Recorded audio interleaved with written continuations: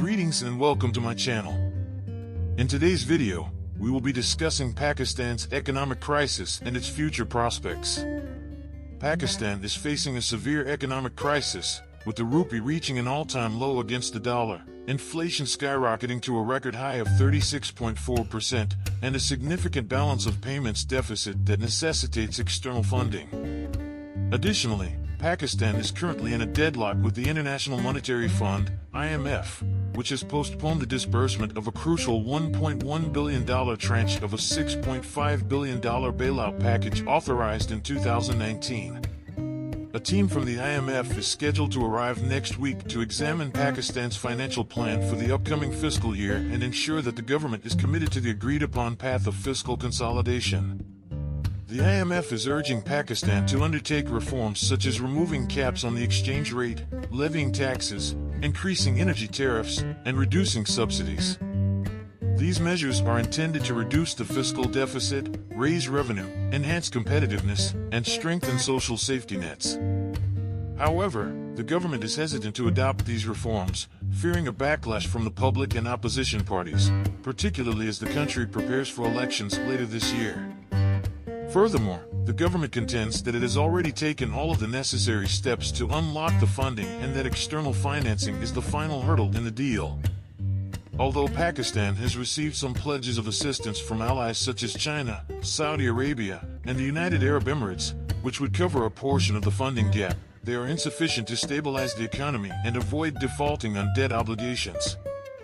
Pakistan is effectively operating on foreign loans, a financial model that inevitably results in more borrowing and eventual bankruptcy. Between February 2023 and June 2026, Pakistan must repay $37 billion in external debt, exceeding its foreign exchange reserves. So, what does the future hold for Pakistan as its economic crisis worsens? There are three potential scenarios.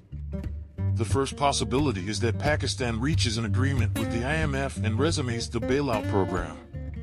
This would necessitate the government to implement unpopular reforms and face political and social unrest.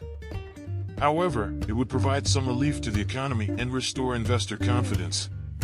The second scenario is that Pakistan fails to reach an agreement with the IMF and defaults on its debt. This would cause a financial meltdown and a humanitarian crisis. The country would face isolation from the international community and potentially sanctions. The economy would collapse, and people would suffer from poverty, hunger, and violence. The third scenario is that Pakistan secures an alternative source of financing from its allies or other lenders. This would enable the government to avoid reforms and maintain its populist policies. However, it would also increase Pakistan's dependence on external assistance and its susceptibility to external shocks. As you can see, none of these scenarios is ideal for Pakistan. The country must find a way out of its economic crisis that balances its short-term needs with its long-term objectives. Pakistan must address its structural problems, such as low productivity, weak governance, corruption, tax evasion, and weak institutions. It must also diversify its economy, invest in human capital, promote innovation, and foster regional cooperation.